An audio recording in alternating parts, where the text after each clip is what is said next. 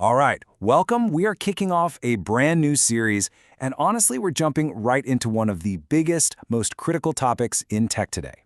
We're going to be talking all about the security risks that come with AI, both public and private, and more importantly, what on earth we can do about them.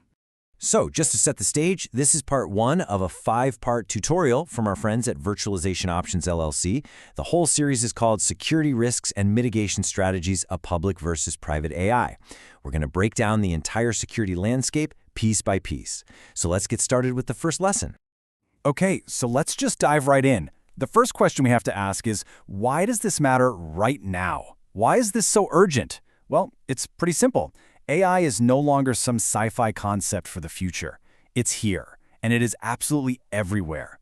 And you know, the speed at which this is all happening is just staggering.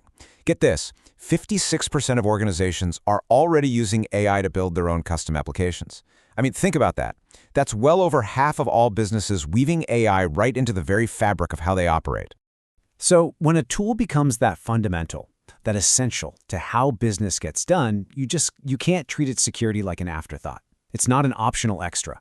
Understanding the risks is now just as important as understanding how to use the tool itself.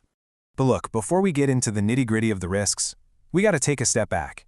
We need to understand this one fundamental choice that pretty much every organization has to make.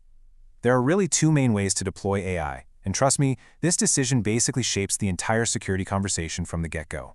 So on one side, you've got public AI. You know the big names here, right? We're talking about platforms like ChatGPT, Gemini, all the powerful tools from companies like Google and OpenAI that you can just start using. They're super accessible. Then on the other side, you've got private AI. This is where an organization decides to build and run its own system, either on its own servers or in its own dedicated cloud. It gives you total control. And right there, that's the core trade-off. Public AI is what we call multi-tenant, which is just a fancy way of saying you're sharing the same underlying computer systems with lots of other people. It's super efficient, but it definitely creates some unique security questions. Private AI, on the other hand, gives you that direct control. But wow, that control comes with a heavy price tag. You're on the hook for building, maintaining, and securing the whole shebang yourself. Okay, this brings us to the real heart of today's lesson. This is super important. It turns out that before you even start worrying about whether your AI is public or private, there's a whole set of fundamental threats, 4 big ones, that affect every single AI system out there, no matter who built it or where it's running. And let's start with what is arguably the biggest and most immediate risk of all. And that's the danger that your sensitive, confidential data could just leak out, accidentally. So how does something like that even happen? Well, these big AI models, they're trained on these just colossal mountains of data. And sometimes they don't just learn patterns, they actually memorize specific bits and pieces. It's like they have a photographic memory for some of the data they were trained on. So what happens? A model could just spit out your company's trade secrets, or a customer's personal info, or even chunks of your secret code, all in response to a completely random question from a total stranger. And let me be clear, this is not a what-if scenario. This is happening. We've already seen real-world cases in healthcare where AI systems have accidentally coughed up confidential patient information. That just goes to show you how serious this is. And it doesn't matter if the AI is public or private, the risk is there. Okay, the next universal risk. This one is a little more sneaky. It's not about what the AI knows, it's about how you can trick it. Welcome to the wild world of adversarial attacks. The best way to think about these is like optical illusions, but for computers. An attacker can craft a very specific, weird input. It could be a strange sentence or a picture with a few pixels changed that looks totally fine to us humans. But to the AI, it causes it to go haywire and completely misinterpret what it's seeing. And that can lead to some seriously biased, harmful, or just flat-out wrong results. And if you want a really clear and frankly kind of chilling example, look at self-driving cars. Researchers have proven that you can put a few carefully designed stickers on a stop sign, and suddenly the car's AI doesn't see a stop sign anymore. It sees a speed limit sign. It's a perfect illustration of how these digital tricks can have very real, very physical consequences. All right, let's just take a quick breath. So we've covered data leakage and those tricky adversarial attacks. That's 2 down, 2 to go. Let's get into the final 2 universal threats that, again, everyone using AI has to worry about. Now, this third one, this one is tough. It's maybe the hardest one to catch because the attack happens before the AI is even up and running. It's called model manipulation, or you'll often hear it called data poisoning.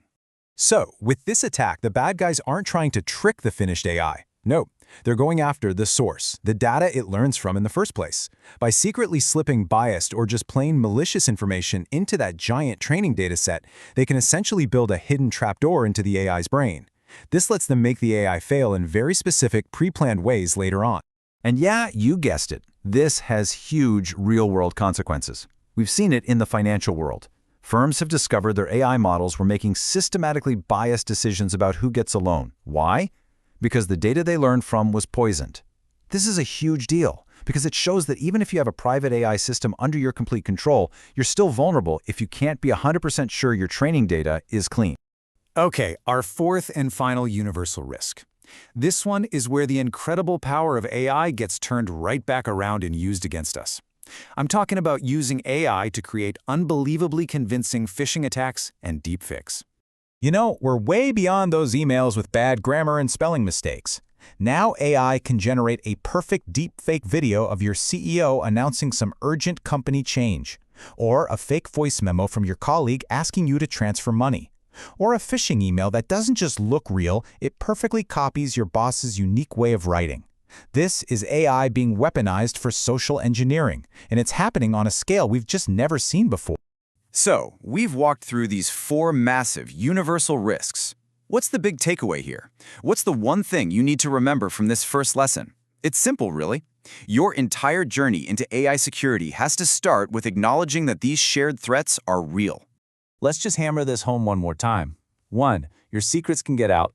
2. Your AI can be tricked. 3. Its brain can be corrupted from the inside out. And 4. It can be used to create fakes that deceive you and everyone else. These 4 things, they are the absolute bedrock of AI security. And that really is the central message for today. I don't care if you're using a giant public model or a super secure, custom-built private one. It just doesn't matter. These 4 foundational risks apply to everyone. And dealing with them, that has to be priority number 1. You have to think about these before you even get to the specific problems of your own setup. So I'll leave you with a question to chew on until our next lesson. Think about it for a second. With all the tools you use every day that now have AI baked right in, how much of your company's confidential information, heck, how much of your own personal data, has already been fed into an AI, maybe without you even knowing it? Something to think about. We'll see you next time for part 2, where we're going to get into the specific risks of public AI.